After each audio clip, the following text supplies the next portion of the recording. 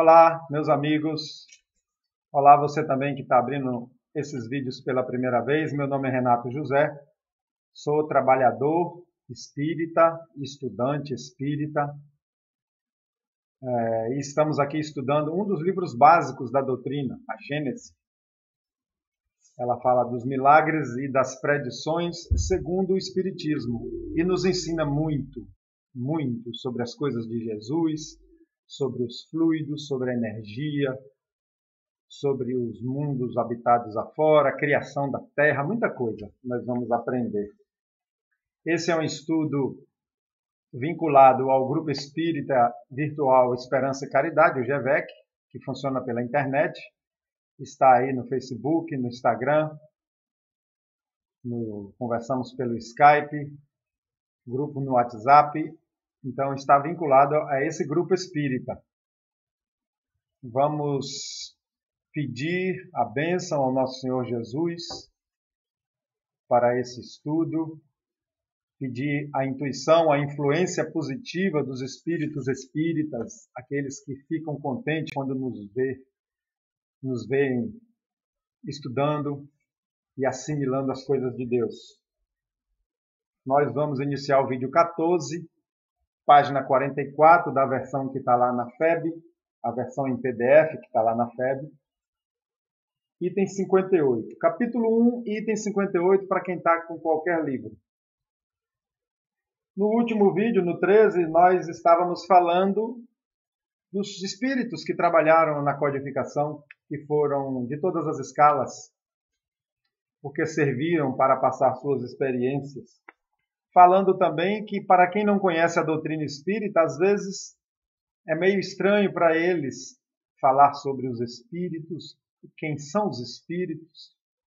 Para nós que já conhecemos, que trabalhamos nas casas espíritas, lidamos com reuniões mediúnicas, é muito simples, espíritos são pessoas. Eu sempre falo isso nas minhas palestras. Espíritos são pessoas que já saíram desse corpo carnal.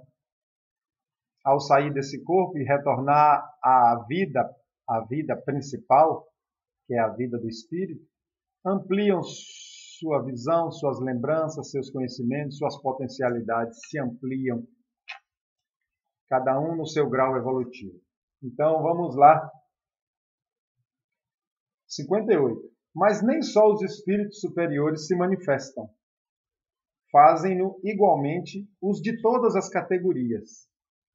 E preciso era que assim acontecesse, para nos iniciarmos no que respeita ao verdadeiro caráter do mundo espiritual, apresentando-se-nos este por todas as suas faces. Isso é uma coisa que já foi lida, já foi explicada, eles estão explicando isso, falando novamente sobre isso. Então, era necessário que se manifestassem em toda a escala espírita, espíritos de várias ordens, para que Kardec e toda a equipe e todos os pontos de observação no mundo, foram 268, segundo as revistas espíritas, pudessem observar tudo o que acontece. Daí resulta serem mais íntimas as relações entre o mundo visível e o mundo invisível, e mais evidente conexidade entre os dois. Mas se falassem só os espíritos superiores, não teria aquela experiência de ver o que acontece com os espíritos das outras escalas, né? Então foi importante isso. Vemos assim mais claramente de onde procedemos e para onde iremos. Esse é o objetivo essencial das manifestações. Olha só, vemos mais claramente de onde viemos e para onde vamos. Se a pessoa está lendo e vê um relato de um espírito, como tem lá no livro Céu e Inferno, que levou uma vida aqui na última encarnação, e a gente se identifica mais ou menos fazendo aqueles erros ou aqueles acertos, a gente pensa, poxa, o meu futuro vai ser mais ou menos parecido com o dele, né? Todos os espíritos, pois, qualquer que seja seu grau de elevação em que se encontrem, alguma coisa nos ensinam. Cabe-nos, porém, a nós, visto que eles são mais ou menos esclarecidos, olha só, são mais ou menos esclarecidos, discernir o que há de bom ou de mal no que nos digam e tirar do ensino que nos deem o proveito possível. Então, foi assim que foi feito. A equipe observava, e até hoje isso é válido, quando um espírito se manifesta querendo dar mensagem, querendo dar ordem no centro. Isso ainda é válido, o livro dos médiuns aconselha muito isso. Veja a linguagem do espírito, veja o seu controle emocional, veja as suas ideias.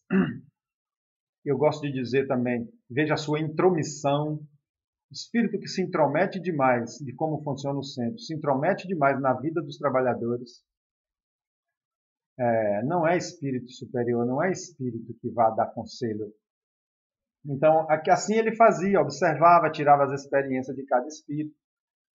Já era capaz essa equipe, né, porque já tinha uma grande gama de informações, e também porque Kardec era um espírito superior, já era capaz de observar quando eles falavam coisas erradas, falavam bobagens.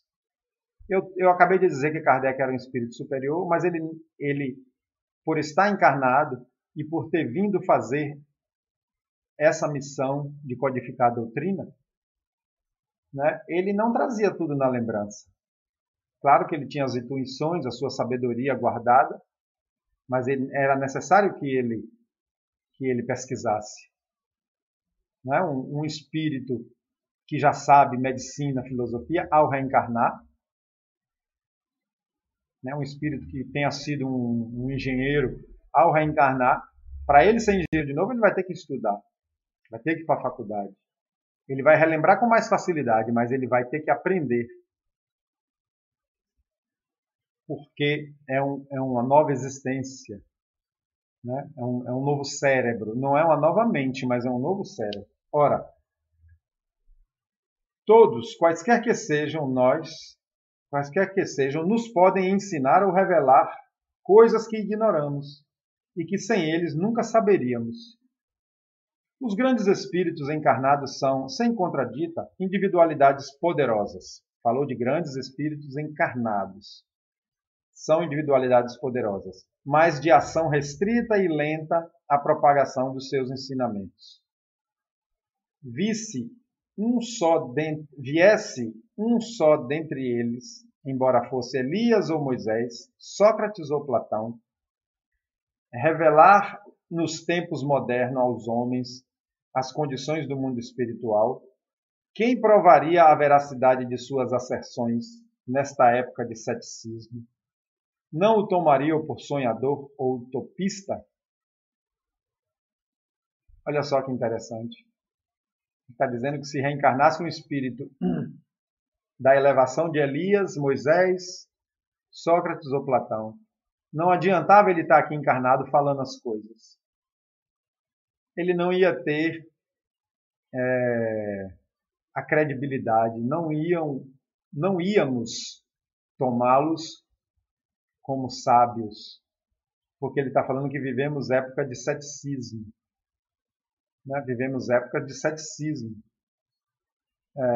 Nós reconhecemos sim um espírito superior. É fácil para a gente dizer que Madre Teresa de Calcutá foi um espírito superior encarnado pela sua capacidade de amar, pela sua capacidade de renúncia e de altruísmo, né? Mas ele está falando aqui de um modo geral, a humanidade de um modo geral. Nós hoje, se vermos um espírito agindo dentro do Evangelho de Jesus, dentro do que nos ensinaram sobre o homem de bem, é fácil para nós percebermos, né? Que ali é um espírito superior. Eu nem digo agindo, mas reagindo, porque agir você pode maquiar, você pode fingir, mas reagindo às provocações da vida como um homem de bem. Né? Não o tomariam por sonhador ou utopista, mesmo que fosse verdade absoluta o que dissesse, séculos se escoariam antes que as massas humanas lhe aceitassem as ideias. Então ele está aqui dando uma justificativa por que na terceira revelação não veio um espírito assim reencarnado. Né? Como foi a primeira Moisés, a segunda Jesus, por que a terceira não desceu Sócrates reencarnado, ou o próprio Jesus novamente, ou um espírito puro como Jesus novamente? Ele está dizendo por isso, porque a estratégia agora era outra.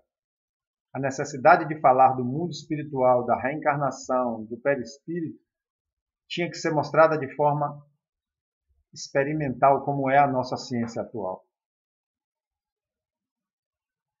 Deus, em sua sabedoria, não quis que assim acontecesse. Quis que o ensino fosse dado pelos próprios espíritos, não por encarnados, a fim de que aqueles convencessem da sua existência a estes últimos, quer dizer, os desencarnados convencer aos encarnados, e quis que isso ocorresse por toda a Terra simultaneamente. Quer para que o ensino se propagasse com maior rapidez, quer para que, coincidindo em toda parte, constituísse uma prova da verdade. Olha só, vários pontos no mundo, simultaneamente, e os fatos coincidindo. É isso que deu a credibilidade ao que foi escrito. Tendo assim, cada um meio de convencer-se a si próprio. Então ficou bem claro, né, gente, que a estratégia era condizente com o momento humano, da humanidade da Terra, da ciência, da filosofia, da forma de pensar. Não somos mais aquela fé cega. Falo em maioria. Falo das crianças que estão chegando, né, dos novos espíritos. Não todos, né, mas muitos já despertos para a razão, para o raciocínio. Item 60. Os espíritos não se manifestam para libertar do estudo e das pesquisas o homem, nem para lhe transmitirem uma ciência pronta. Então está explicado, né? Eles não se manifestam para que a gente fique acomodado só anotando o que eles dizem, não. Com relação ao que o homem pode achar por si mesmo, eles o deixam entregue às suas próprias forças. Isso sabe-no hoje perfeitamente os espíritas. De há muito a experiência há demonstrado ser errôneo atribuir-se aos espíritos todo o saber e toda a sabedoria, de que bastaria dirigir-se ao primeiro espírito que se apresente para conhecer todas as coisas. Óbvio, né? Óbvio. Para nós que vivemos dentro de casa espírita, isso é beabá. Eu não vou sair acreditando em qualquer espírito que se manifeste. Apesar de que, no centro que eu frequento, há uns anos atrás, o pessoal estava indo nessa onda. Ah, foi o espírito que falou na mediúnica. Né? Eu cheguei a começar até um atrito com a equipe, eu e outros colegas, mas graças a Deus contornamos e não teve atrito, porque eles estavam acreditando de uma forma muito infantil. O espírito dava uma ordem, o espírito falava nomes, e eles obedeciam. Vamos fazer dessa forma, vamos fazer. O espírito disse que agora é assim. E eu convenci, eu e mais esses colegas, na verdade convencemos que ali estava toda a característica de um espírito obsessor do trabalho, que queria atrapalhar o trabalho da casa. Espíritos zombeteiros.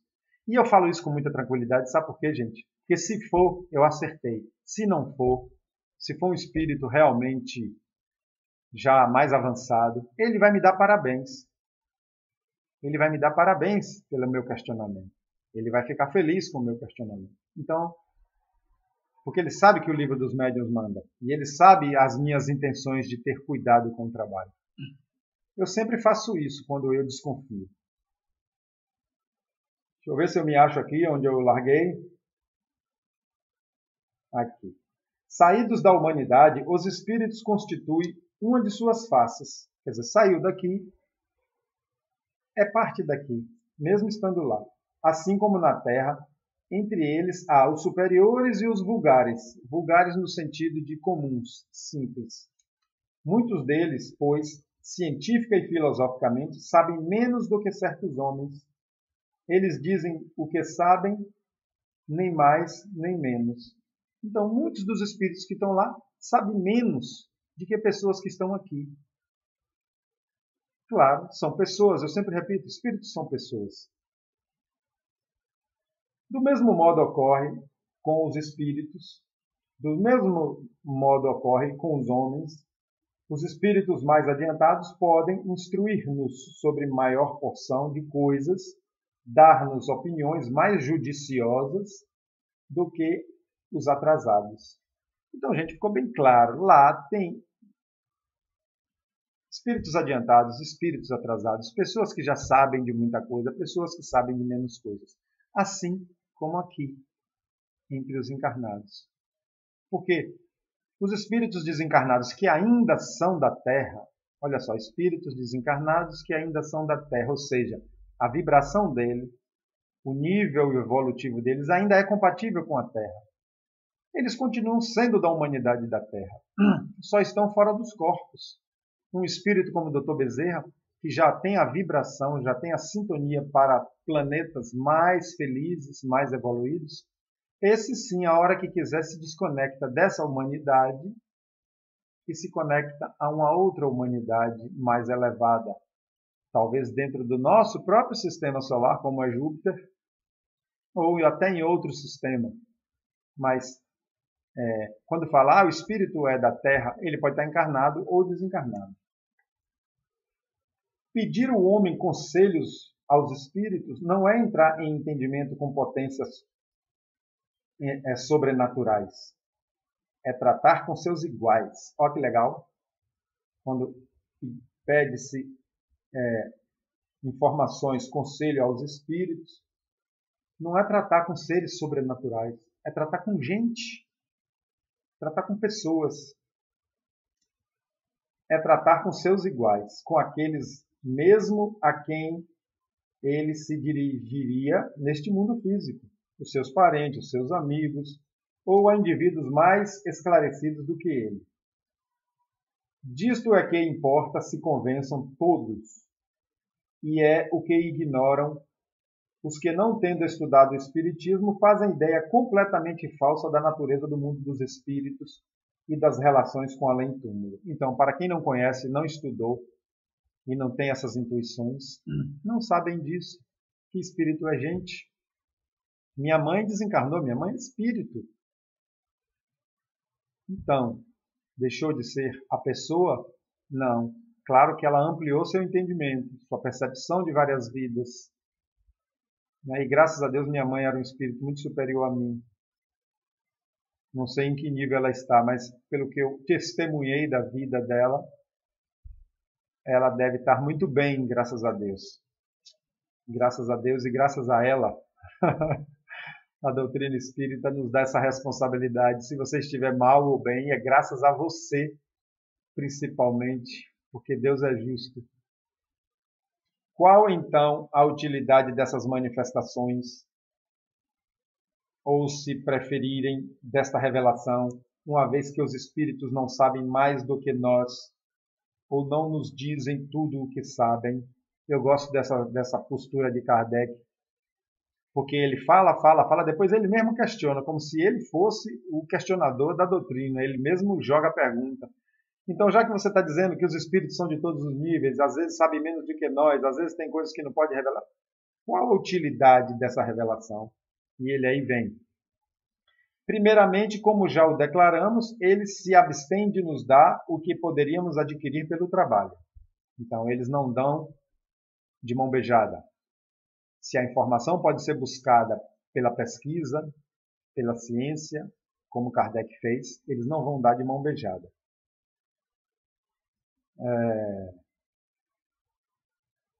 O que podemos adquirir pelo trabalho. Em segundo lugar, há coisas cuja revelação não lhes é permitida, porque o grau do nosso adiantamento não os comporta. Está dizendo aqui de um espírito que já é elevado e não nos diz tudo.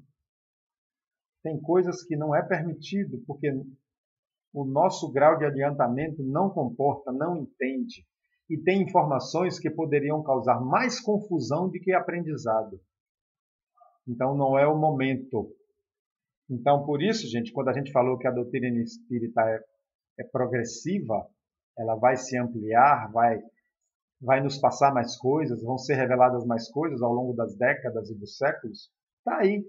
Coisas que ainda não pôde e futuramente poderão ser reveladas. Aqui eu botei de lápis aqui. Receberemos na hora certa mais revelações. Receberemos mais revelações na hora certa. Eu sempre cito a obra André Luiz, né, e as obras de Emmanuel. Foi muito depois de Kardec. André Luiz já revelou uma gama de informações que veio em outro momento. Kardec preparou esses cinco livros, né? Tem gente que acrescenta o sexto, que é Obras Póstumas, e acrescenta as revistas. Lá no século XIX, 1857 em diante. E André Luiz veio pelas mãos de Chico Xavier já em 1940 em diante. Eu não sei se é precisamente isso, 30 e poucos, 40 e poucos, eu não me prendo à data. Ou seja, 90 anos depois veio essa outra gama de informações pelas mãos de André Luiz, pelas mãos de Chico Xavier, pela mente de André Luiz, captando de vários mentores dele mesmo, instrutores dele lá no mundo espiritual. Emmanuel também trouxe. Eu particularmente, Renato, aqui, considero a extensão da doutrina espírita as obras que saíram pela mão de Chico Xavier, que me perdoem os outros médiuns. Claro que todos trazem mensagens maravilhosas, mas eu estou dizendo assim, para eu considerar extensão da obra, da doutrina, me perdoe aí os que discordam e fiquem à vontade para discordar. Afora isto, as condições da nova existência em que se acham lhes dilatam o círculo das percepções. Olha só, mesmo os espíritos sendo de várias escalas, e mesmo os superiores, estando fora do corpo, dilata as percepções, dilata a lembrança, dilata a capacidade cognitiva, aumenta tudo, potencializa, porque tira esse abafador chamado corpo carnal, uma máquina maravilhosa que nos é útil à evolução, mas que é um abafador das potencialidades do espírito. Os espíritos veem o que não viam quando estavam na Terra. Liberto dos entraves da matéria e dos cuidados da vida corpórea, julgam as coisas de um ponto de vista mais elevado e, portanto, mais são. São no verbo de... Eu acho que aqui está no sentido do verbo de saúde. Olha só o que ele fala, livre dos cuidados da vida corpórea. A gente tem que trabalhar, a gente tem que comprar coisa para o sustento, a gente tem que ter uma casa, a gente tem as nossas necessidades fisiológicas, a gente tem nosso cansaço corporal, a gente tem aqui tanta coisa para cuidar, a gente tem marido e mulher perturbando o juízo, né? A gente tem família para cuidar, preocupação com o filho. Isso são os cuidados da vida corpórea, que estando lá, aqueles que já são libertos, que são menos apegados, já dá um tempo nisso. Não precisa mais comer, nem necessidade fisiológica. Aqueles que estão livres dos vícios, né? De cigarro, de álcool, de drogas ilícitas também, já ficam mais soltos. Essa é a grande vantagem de não se prender a vícios. E eu falo aqui, agora uma observação importante. Mesmo estando dormindo fora do corpo, ainda tem influência do corpo físico, a potencialidade dele não é igual ao desencarnado. Não é igual ao desencarnado. Estou preparando uma palestra agora sobre desdobramento. E depois vem para o canal, viu, gente? Uma palestra sobre desdobramento, básico do desdobramento. A sua perspicácia abrange o mais vasto horizonte. Compreendem seus erros, retificam suas ideias e se desembaraçam dos prejuízos humanos. Está vendo? A sua perspicácia, aquela capacidade de perceber as coisas, de usar a inteligência, abrange mais vasto horizonte. Isso acontecerá com todos nós. Cada um no seu nível, cada um no seu momento, acontecerá com todos nós. Não experimenta isso aqueles que vão ficar presos às coisas da terra. A dinheiro, a vício, a coisas negativas, a ódios, a mágoas, a vinganças. Esses que ficam presos a essas coisas, às vezes nem percebem que desencarnaram. Então, isso vai acontecer conosco. É nisso que consiste a superioridade dos espíritos com relação à humanidade corpórea. E daí vem a possibilidade de serem seus conselhos, segundo o grau de adiantamento que alcançaram, mais judiciosos e mais desinteressados do que os dos encarnados. Então, dois espíritos encarnados de mesmo nível, né? Se a gente pudesse medir, de mesmo grau de conhecimento e do mesmo grau de comportamento moral. Se um desencarna agora, ele leva vantagem em relação ao que ficou. As suas potencialidades aumentam. O meio em que se encontram lhes permite, ademais, iniciar-nos nas coisas que ignoramos. Além dessa ampliação, o meio lá vai possibilitar que ele saiba mais, que ele perceba mais, relativas à vida futura e que não podemos aprender no meio em que estamos. Quando ele fala relativa à vida futura, gente, não é adivinhar o futuro. É ter a percepção do que está planejado, é ter a percepção do que está no porvir. Se a espiritualidade, vamos falar aqui das coisas grandes, se a espiritualidade está fazendo um planejamento para uma determinada região que precisa de um avanço, quem está lá e tem esse direito, tem esse mérito, tem essa permissão, sabe do que vai acontecer. Por exemplo, o que é que acontecerá com a Coreia do Norte nos próximos 20 anos? Eles lá já podem estar fazendo uma leitura, um plano. É isso que é saber o futuro. É saber dos planos da espiritualidade. Ou até fazer a leitura do que está se formando.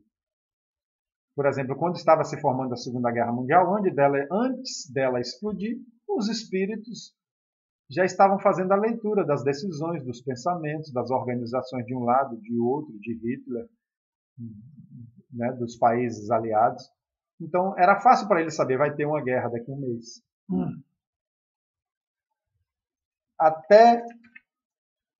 Até o presente, o homem apenas formulara hipóteses sobre o seu porvir. Né? Hipótese de céu, de inferno, de purgatório, de tantas coisas, né? Essas hipóteses sobre o futuro da humanidade depois da morte. Tal a razão porque as suas crenças a esse respeito se fracionaram em tão numerosos e divergentes sistemas. Olha, por não saber da realidade que acontece no mundo espiritual, se formou vários sistemas, várias religiões, várias filosofias, desde o niilismo, até as concepções fantásticas do inferno e do paraíso, ó, céu e inferno. Niilismo é a crença no nada, do pessimismo, do ceticismo. Dizer, olha, a vida não vale nada, você vai viver, comer, beber, fazer suas necessidades fisiológicas e quando morrer, acabou.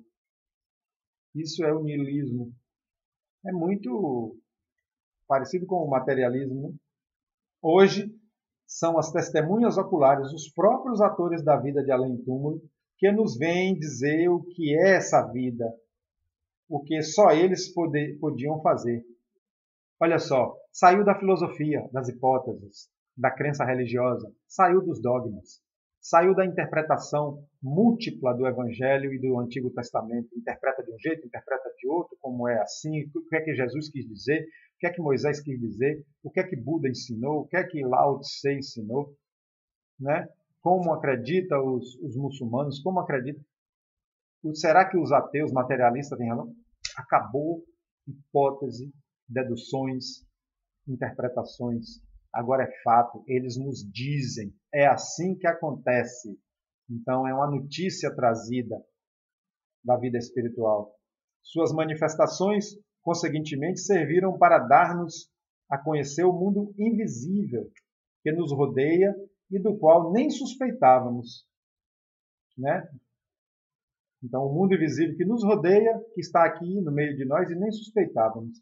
E só esse conhecimento seria de capital importância, supondo que nada mais pudessem os espíritos ensinar-nos. Então, só esse conhecimento seria de capital importância. Mesmo que nada mais pudessem os espíritos ensinar-nos. Mesmo que não pudessem mais ensinar as coisas futuramente, o que já veio já é de capital importância.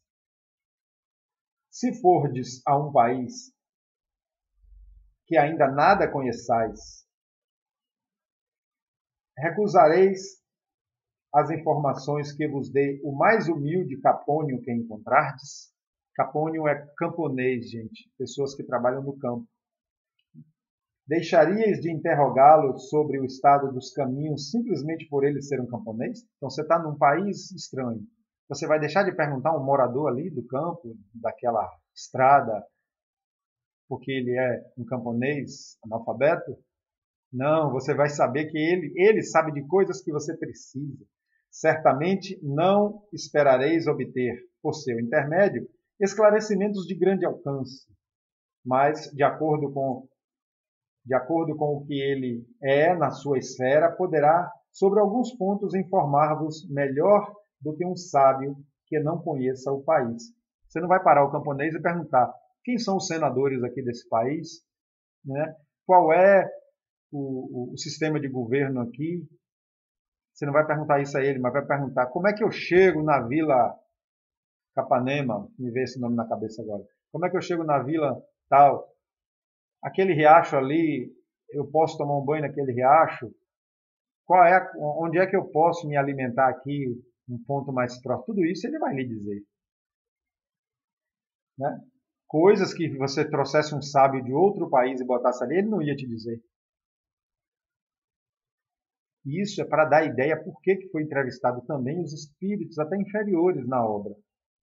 Tiraríeis das suas indicações deduções que ele próprio não tiraria, sem que, por isso, deixe de ser um instrumento útil às vossas observações, embora apenas servisse para vos informar acerca dos costumes dos camponeses.